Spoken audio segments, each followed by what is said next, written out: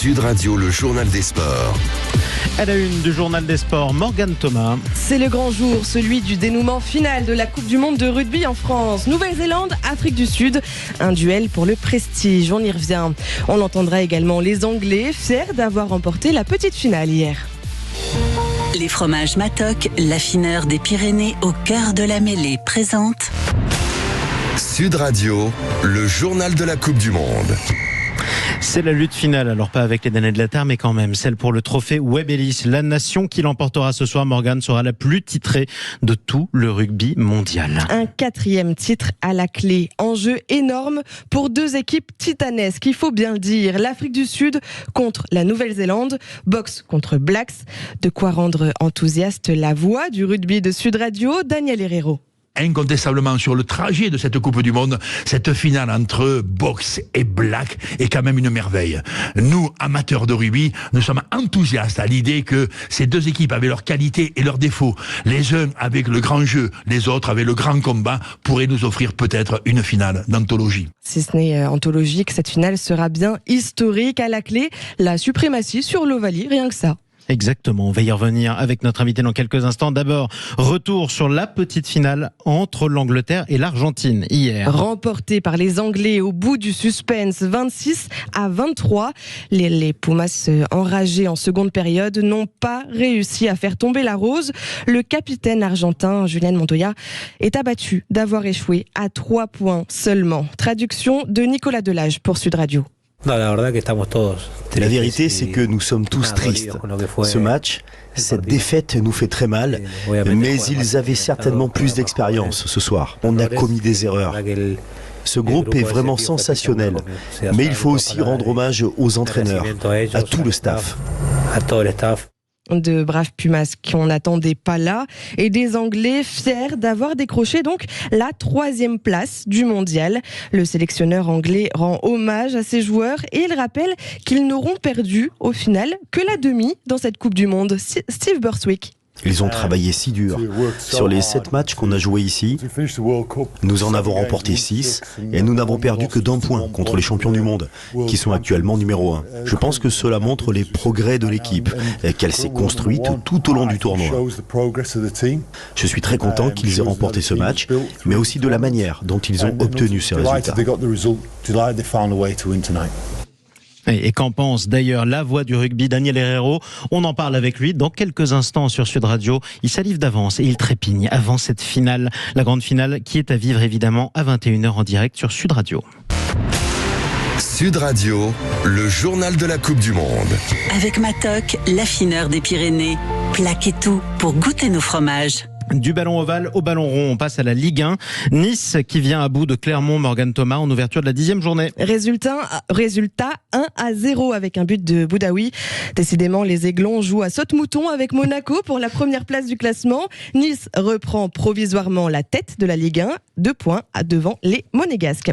À suivre aujourd'hui à 17h, Reims reçoit Lorient. À 21h, Lens 14e reçoit Nantes 7e. Les 100 et or qui sont sur une belle série de 7 rencontres sans défaite. De la Ligue 2 également, à 15h, Bordeaux contre Rodez. Le premier Laval va à Amiens. Le 16e, Paris FC rencontre le 17e 3. Coup d'envoi à 19h. Et puis hier, en Ligue des Nations, victoire des Françaises sur les Norvégiennes. Score 2-1, les Bleus avec un E qui enchaînent leur 3e succès de rang et une Wendy Renard décidément très décisive. Ils sont surnommés Wendy Renard des surfaces. Allez, dans l'actualité du foot cette semaine, c'était la 33e édition du Sportel de Monaco. Rendez-vous de l'industrie internationale du sport business, Morgane. Intelligence artificielle, production automatisée, monétisation, engagement des fans, c'était les thèmes de cette édition. Mais la France n'était pas au rendez-vous pour Vincent Chaudel, fondateur de l'Observatoire du sport business. 7000 m² d'exposition, 2000 participants, 800 sociétés, 71 pays représentés, 20 masterclass et keynote. Bref, le lieu où il fallait être cette semaine pour qui veut développer ses revenus internationaux.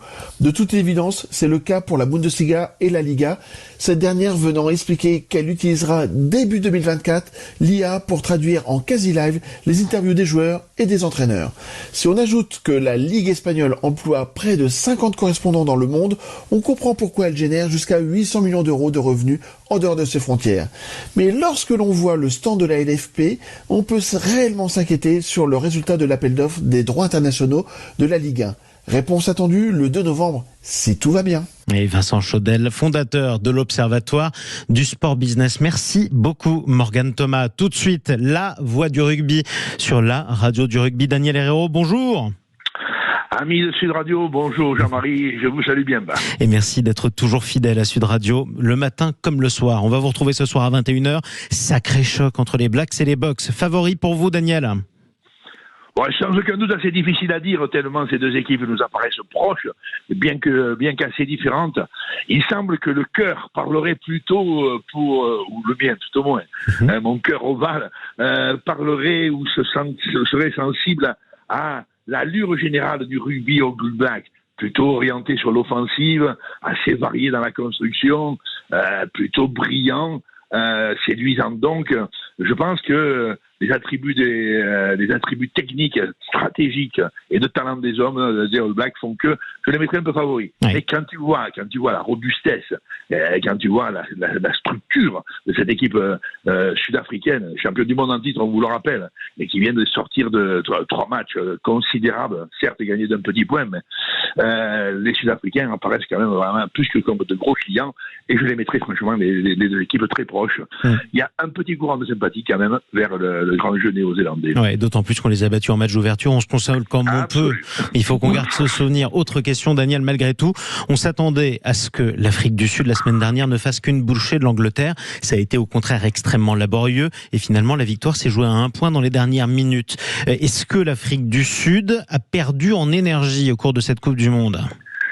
Alors, il y a une telle culture, une telle conviction en même temps de la puissance physique comme élément de base d'abord d'un match de rugby de très haut niveau et de l'hypothèse que cela amène à la victoire chez les Springboks sud-africains, que effectivement leurs 2 derniers matchs ont été très très durs, très rudes sur le plan de la gaillardise, sur le plan des engagements, des chutes et des chocs, des défis et des collisions, que l'on pourrait penser qu'ils sont un peu dans la lassitude ou dans l'usure. Mais cette culture est telle, leur histoire est telle, honnêtement, je pense qu'ils vont arriver ce soir encore plus gaillards qu'ils l'étaient la semaine dernière. Et donc les Blacks auront fort à faire. Un petit mot malgré tout. Oui. On a entendu Rémi André qui nous disait qu'il devrait pleuvoir. Il y a des chances qu'il pleuve sur le Stade de France ce soir. Est-ce que ça avantagerait pas l'Afrique du Sud contre la Nouvelle-Zélande? Quand le ballon glisse, ça favorise la défense? Oui, alors, il y a là un peu un poncif, Jean-Marie, n'en prend pas ombrage, mais non, au contraire. D'abord, ça peut dépendre d'abord de l'intensité de la pluie. S'il pleut beaucoup, le premier risque, c'est que le terrain soit, j'allais dire, dans le gras ou dans le mouillé, c'est quand même une évidence, on ne va pas dire un pléonasme, et en conséquence, la qualité des appuis peut être un peu perturbée, et le jeu des All Blacks peut être un peu plus en souffrance par rapport au très puissant, au très robuste, au très massif rugby sud-africain.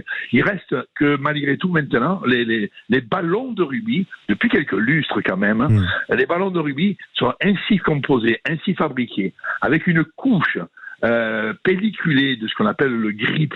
Il y a des milliers de petits grains qui assurent une adhésion fût-ce dans le très très mouillé. Je ne crois pas que ça contrarie trop le jeu de main. Alors si nous avons déluge, oui. Tu vois, mais c'est pas nécessairement ce qui est annoncé. La qualité de la course est plus en souffrance que la qualité de la passe. En tout cas, maintenant, malgré tout, ça peut gêner un peu quand même. Mais que ça glisse ou pas, ce sera du grand spectacle et on le vivra avec vous. Encore merci Daniel Herrero. Rendez-vous pour 21h. Rendez-vous ce soir, à l'évidence, tout le monde habillé en dimanche, grand match de rugby en perspective, finale de la Coupe du Monde sur la terre de France, les 2 plus grandes nations quand même du pays, du monde ovale, donc présence indispensable de tous. Et comme dirait l'homme au beau dos rouge, exactement, c'est à vivre sur Sud Radio. Évidemment, à ce soir, Daniel Herrero, et merci pour tout. Il est 8h50.